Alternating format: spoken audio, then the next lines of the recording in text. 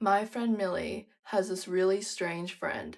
She always looks either mean or emotionless, but there is something about her I just can't put my finger on.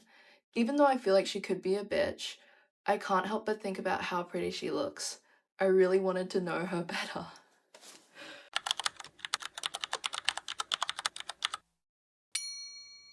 My mom used to read my diary in high school. And before you're like, oh, I'm so sorry, that's so violating. Yeah, it was, but I also used to look like this. So, in retrospect, she was gonna find out eventually, and I'm pretty sure the closet was glass anyways. I guess the worst part of that was probably the various pages of Hype House smart fanfiction, but that's not the point of today's video.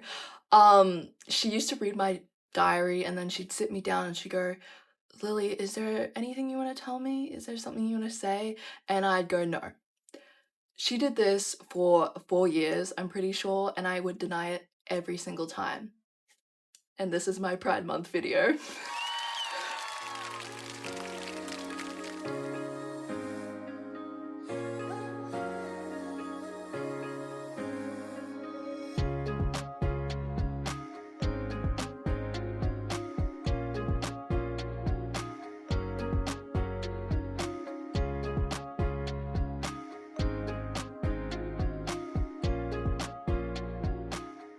Let me provide some context. So, I'm 13 years old, I have a diary, and I'm pouring my entire soul into this diary.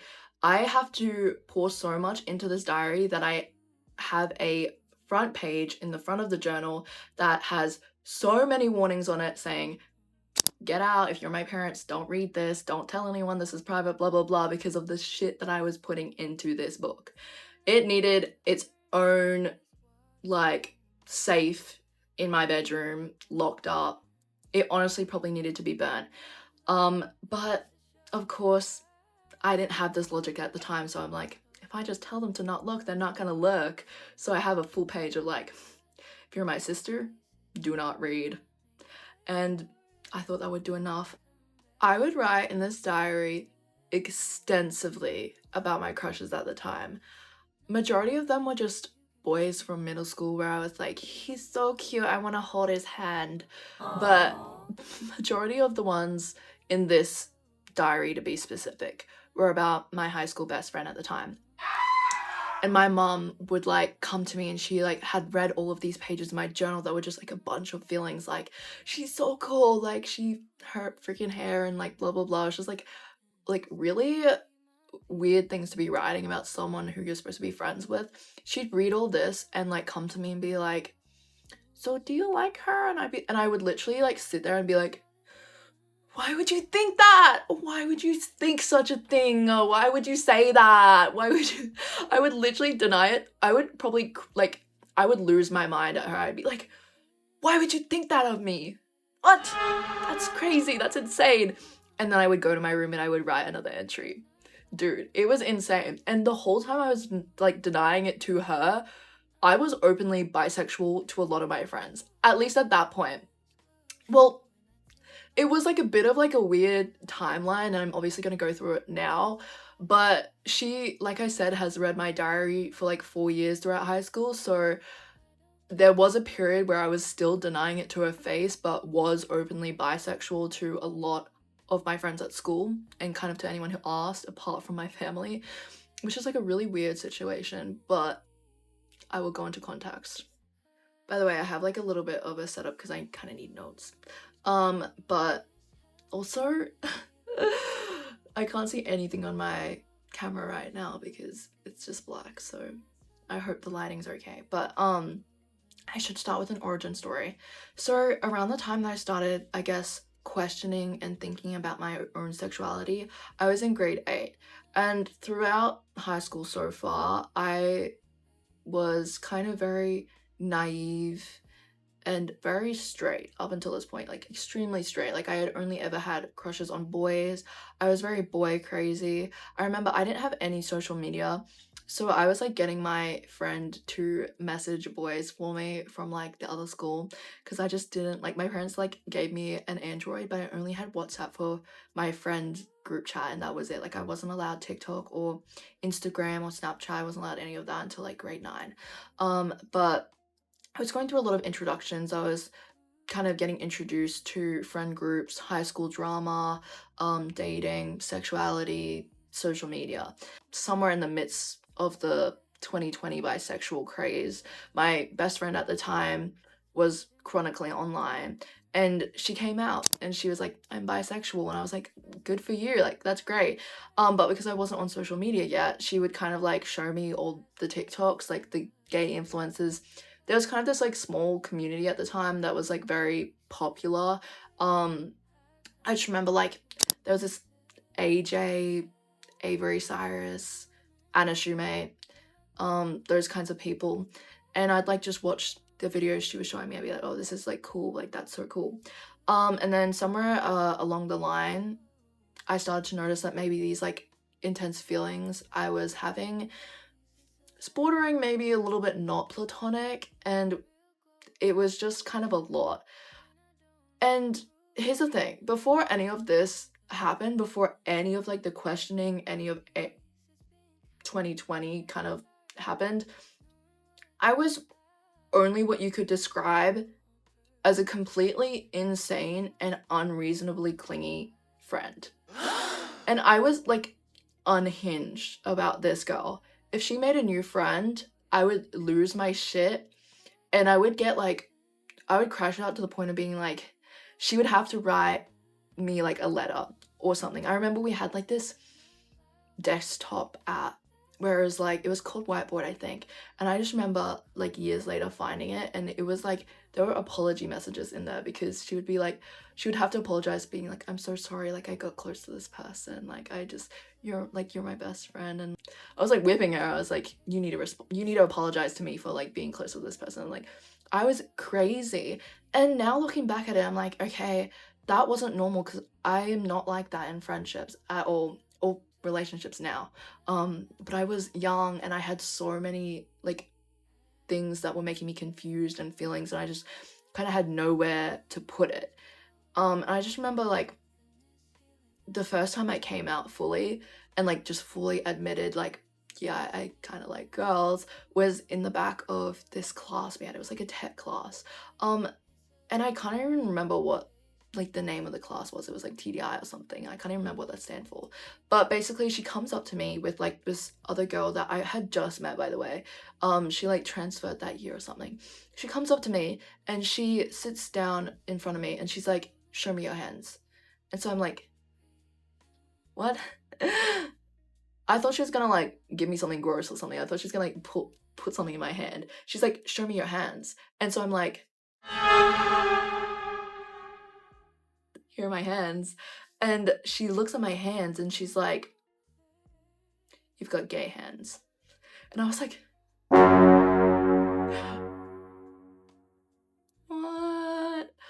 what? And she's like, yeah, you've got gay hands.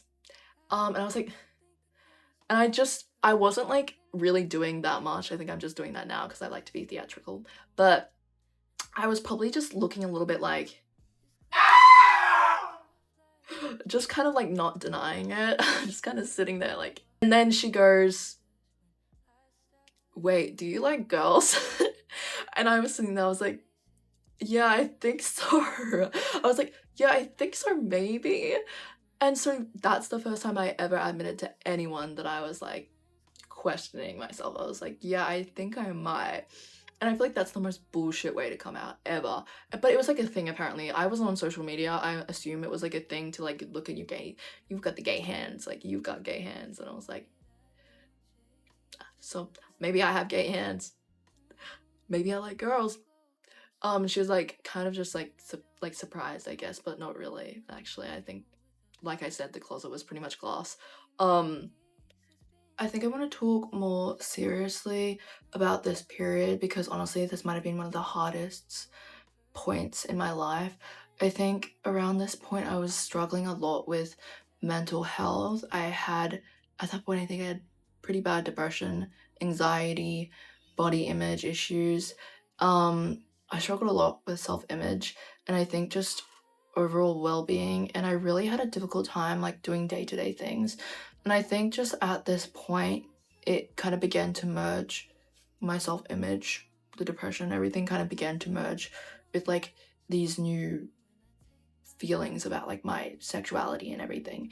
And although like I've never kind of felt homophobic towards myself, I think at that point it was difficult to navigate the difference between just like kind of like being in a rough patch where I just hated everything about myself and being genuinely like having serious internalized homophobia. And like growing up, like my auntie is a lesbian, like I knew like deep down it's like no one was ever going to be really against it if I ever chose to say anything. But I think just like it was more about my beliefs about myself and my opinions of myself, rather than it was like, oh no, like they're not gonna accept me, like they're gonna hate me, they're gonna kick me out. Like it wasn't like ever like that. Like it wasn't how other people saw me, it was like how I saw myself. And then because I was seeing myself in such a negative light at this point, it just began to merge with everything else that was going on in this period. And so I began like really being confused at like, do I feel uncomfortable about this? I think as soon as I finally admitted it to myself that I might potentially like be bisexual, I started to like question every platonic friendship that I had at that point, and it made me feel so bad. It made me feel so like disgusting, sick to my stomach. I was like, I I'm like I like girls. I must like all my friends. And like you have to be so, you have to understand that I grew up knowing like queer isn't bad, but I grew up not knowing that about myself. So it's like figuring this out for the first time, among other things, got so confusing so fast. And so I was just like thinking about all my other friendships. I'm like, do I like her? Like, do I like her? And then I felt really uncomfortable and really bad because I was like, I don't want to feel like this because these are my friends. Like, I can't feel like this. And then I just took time, I guess, to figure stuff out. And then only then could I see the drastic difference between my platonic friendships and then this one friendship where I was like, this is not like, this is the difference. Like, I can see the difference now. There was a lot between me and this girl that made it really confusing for a really long time. She would like say and do things, and I want to be clear that like I genuinely believe that the whole time it was completely platonic on her end.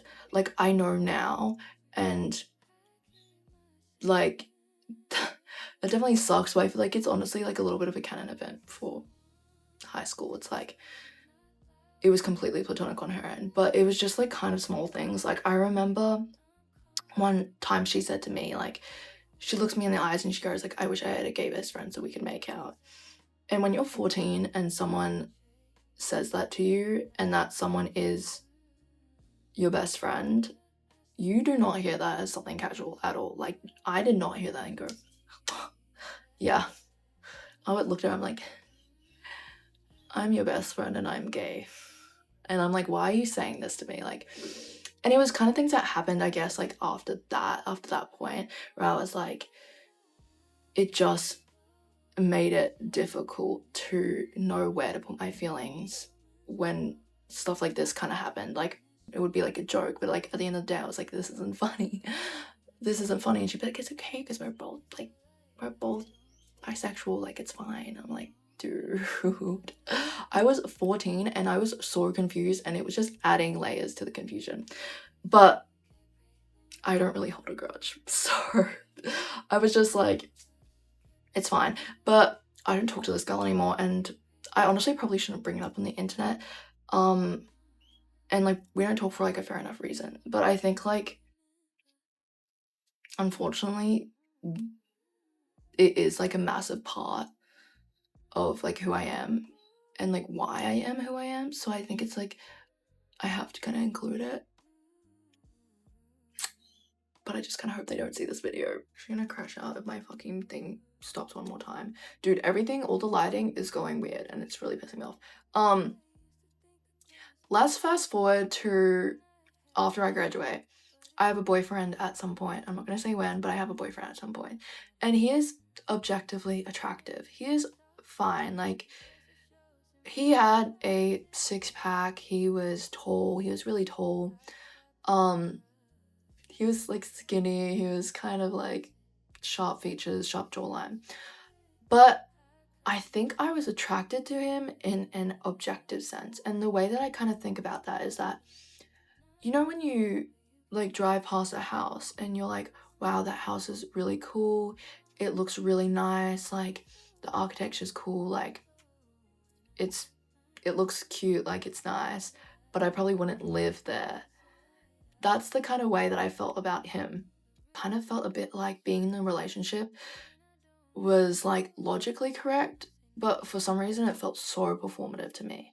And I kept putting off like kissing him. I kept like really struggling to be emotionally present and kind of like be interested in the things he was like really passionate about and just like hang out with him. Like, I remember I would like put it off. I would be like, frick, I have to see that guy again this week. Oh my freaking god. And I kind of felt like a really, like, in it for some sense, I felt a little bit like trad wifey.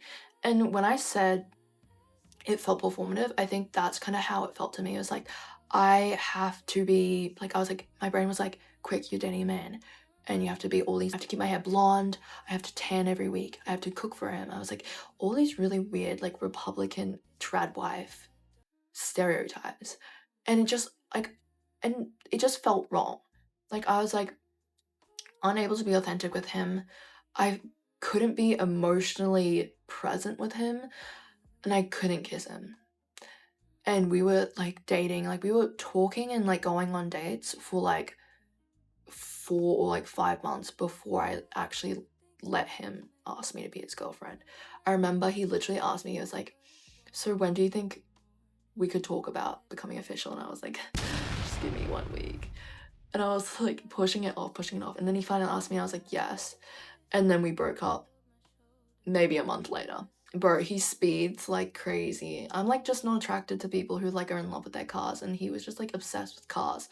And he would like go speeding with his friends on the mountain, and he would like joke, he was like, haha, I want to speed with you. But I was like, okay, but I still know you're speeding like with other people. So it's like every time I'd be like, he would like message me, he's like, yeah, I'm out at Mount fucking Nebo doing tricks on it. And I'm like, dude, cool. That's just like not attractive to me. It's like speeding isn't hot. Like, it's just like ew, you know what I mean? It's like ew when a guy like revs his car and he speeds, it's like I'm like, no, that's not hot to me. It's not hot.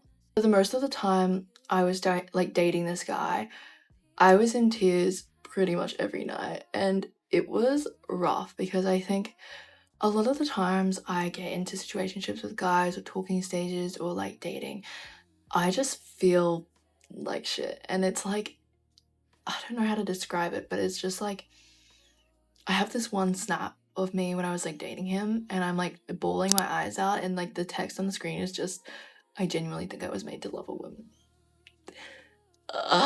And that's while I was dating him as well. And that was before I broke up with him. And I think to all my friends, like from the outside, it looked a lot like I was like, guys, he's so fine. Like, I really like him. I really like this one, blah, blah, blah. But on the inside, I was like, every night, I was like, I don't want to do this, bro. And I was like forcing myself because I'm like, no, like logically, I need to be in a relationship with like this guy. I need this one to work out. Like, I need it because I think to everyone else, I think I was only doing it performatively, and it was like, no, like I need this for stability, and I need it. I don't know. It wasn't like because I don't really necessarily care about what other people think. So it wasn't like, oh, I need to look cool, so I'm gonna have a boyfriend. It was like, this is like, I think it was my really last call for help where I was like, okay, I'm gonna get into a relationship with this man, and if it doesn't work out, I'm gay. And I think the whole reason that I just end up in so many talking stages and like relationships and situationships with men is just because they are so easy. They are so incredibly easy. And I want to be careful about how I say this, because it's not like women are just like so difficult. I just don't want to like do it. I don't want to try because it's too hard and blah blah blah. It's not that at all.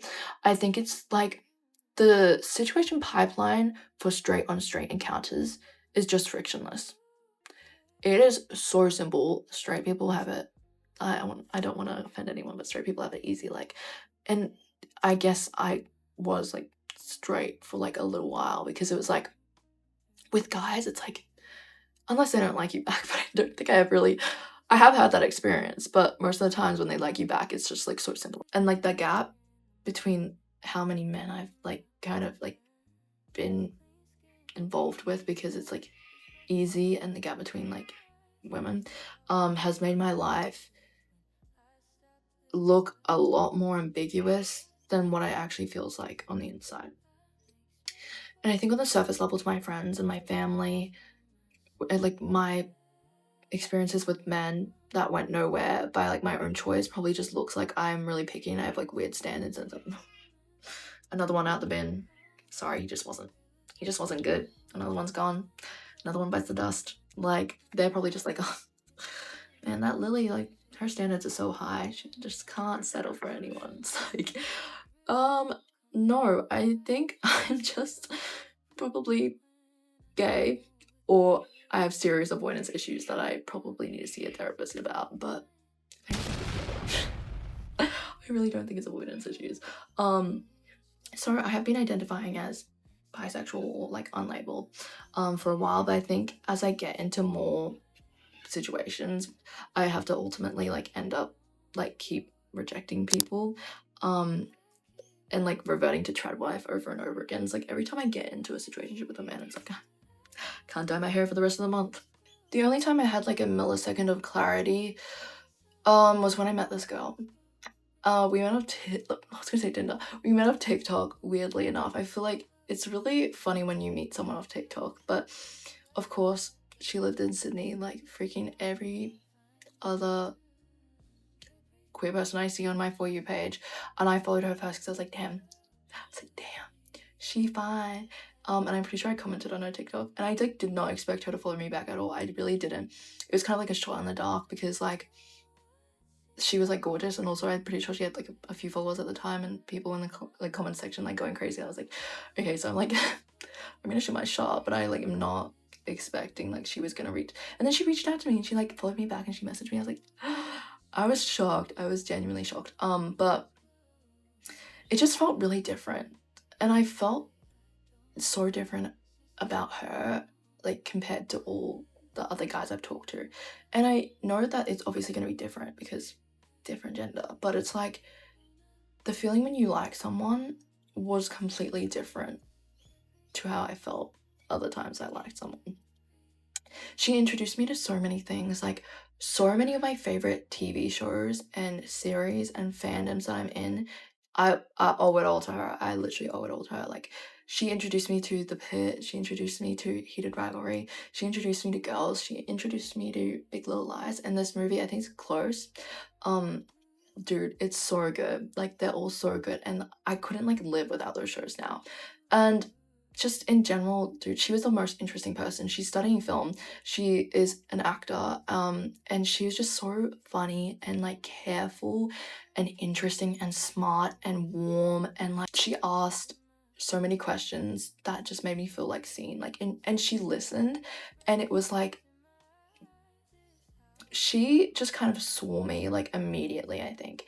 And it was like I've never had a connection with someone who like that before. Like, and it's like so sad because like she lives in Sydney, dude. Like, she lives in Sydney, but we like call and stuff like that. And dude, no words, really no words. She was also so beautiful. I already said that, but she was like stunning. She was absolutely stunning, and I just know she's gonna be a successful actor. Like, I feel it in my bones, and I told her that like all the time. I was like, dude, genuinely, I see it for you. I'm like, it's genuinely, I see it for you. Like, I already know it. But yeah, it didn't work out because long distance isn't sustainable, and that's like a reasonable and like adult thing to do. But I'm not bitter about it. I think I was definitely hurt, like, the second it ended. I was going through a bit of a rough patch at that point anyways, and then it ended and I was, like, crashing out, really losing my mind, was not in a good place, and it definitely showed a little bit. I felt really terrible about that, but I think the hurt came less from the ending itself, and it was, like, more about how conflicted it left me. I've never felt like that about someone, like, ever before.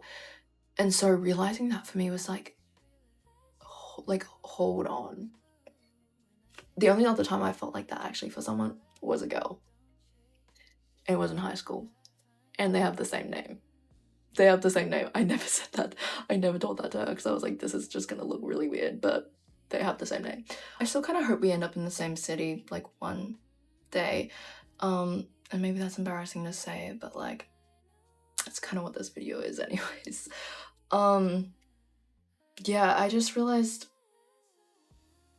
it kind of left me feeling like something was missing. And I've never felt that, even after, like, the breakup and after I ended all these situationships. I never once had this feeling where it was like, oh shit, like, I don't know what to do now. And I had this moment, I remember I was like, it had just ended and I went out at night and I was like going to one of my boyfriend's party, and I was in the bathroom, I was like crying, and I was like, shit, I think I'm a lesbian. I was like, shit, I think I'm a lesbian. And I was like, I've never felt like this before. It feels crazy. And I just had this thought, I'm like, dude, the only 2 times where I've ever been like this distraught have been from girls. Other times I've just rejected so many men and I just haven't given a shit. And now it's like, this is like, and I was so confused, and I'm still low-key feeling it a bit, but I've definitely moved on. I think, like I said, like, obviously I heard like at like some point we're in the same city maybe, but I've like found peace and I've like moved on, which is good because it was definitely painful for a little while. But that question really hit me for the first time because I never ever was like, oh, I'm a lesbian. I was never like, I'm gay. I was never like that. I was like, oh yeah, I'm bisexual or I'm pan or like I'm like queer, but I was like, oh, like, I think I'm a lesbian. I'm homosexual. I'm homosexual.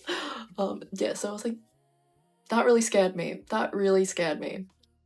So Pride Month, June, everyone's posting their flags and stuff.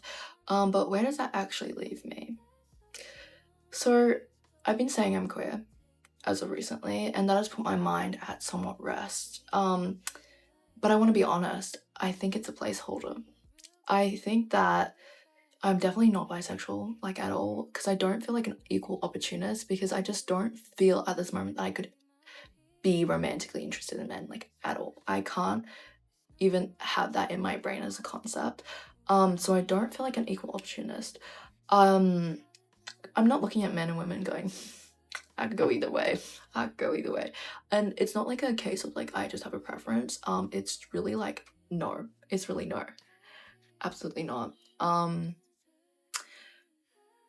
And so when I say queer, I kind of just mean like, I am almost certain that I'm not.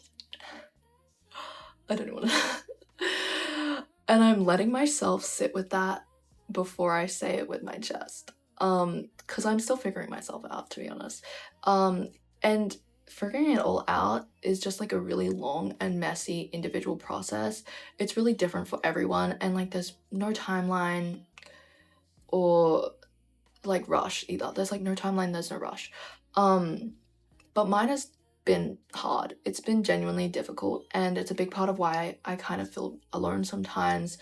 Like I said, I have like 1 or 2 queer friends, and that's it. So there's just like something really specific about someone who gets the individual and weird granular stuff that comes with being queer. And so I have like 2, and they're like the people I kind of almost click with the most because they just get it. They get all the nitty gritty and everything. And that's not to say that I don't love my straight friends. Guys, I stand with you. I love you all. It's not your month, but I stand with you. Yeah, a lot of the advice I do get though is, don't worry, you don't have to label yourself. You don't have to put yourself in a box. You don't have to label anything. But the thing about me is that like, and I know it comes from a good place too. I know they're just being nice. Like, you just don't worry, girl. You don't have to put a label on it. But the thing about my brain is it just like I'm a person who needs to understand what's going on in my head. And not labeling it doesn't bring me any peace. I'm not like, my savior, thank you. I hope that is not like a thing. Actually, by the way, I don't know if that was like a reference to anything, but thank you. I won't label myself. I feel so free. Like, that's just not how I function. Also, side note, I've realized something about myself in this process. I really love like feminine men. I like skinny, tall, feminine guys who are like soft and delicate and that really lack like any stereotypical masculinity. Like, when I see a man with muscles, I'm genuinely like, you'll get away. And all my friends, like all my really, really straight friends are like, you don't like a man who's like big and muscly and can just like pick you up and drag you around? And then I'll like, I love my man to pay for things, and I love it when he talks to me about cars and stuff like that. I'm like, that sounds like my personal health. That sounds like my personal health.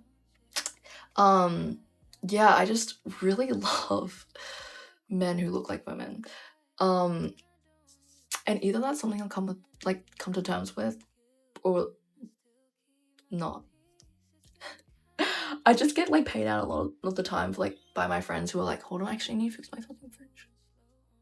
Dude, this is the thing, like, I cut these bangs, right? Oh my god. If that doesn't connect to one, I'm gonna have mental breakdown. It's fine. Think about having bangs is like you're paranoid about your hair all the time. I feel like a little bit like crazy. I'm like, it's falling right? And all my friends are sick of me. I'm like in the mirror, like, dude. Anyways,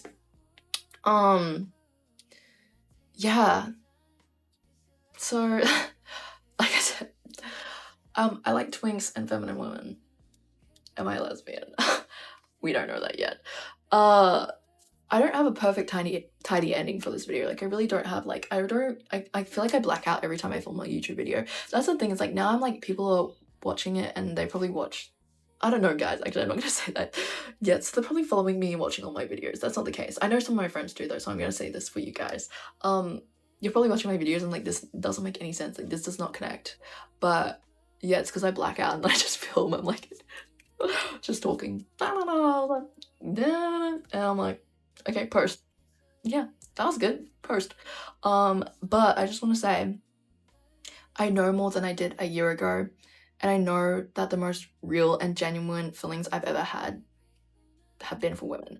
And honestly, for pride, I'll just say it, queer people are better. Queer people are just better. Queer people are just better. And same-sex couples statistically tend to have way more equitable domestic setups, less of that default, well, someone has to do it, like gender division of labor. And like, just like navigating queerness, you know, like coming out, figuring out your identity, doing it more than once, because apparently it's like a thing you do multiple times, takes a level of self-awareness and like emotional intelligence and like actually being able to communicate what you're feeling that I think a lot of straight people just haven't had to build on this type of level. Unless of course you're a part of another minority. In that case you have done it too, but it's just like the amount of emotional intelligence that it takes. Just saying it. Just saying it. Don't cancel me. But yeah, maybe I'll respond back in a year and I'll be like, happy pride, okay. Here's my sexy girlfriend. But for today, happy pride. Oh,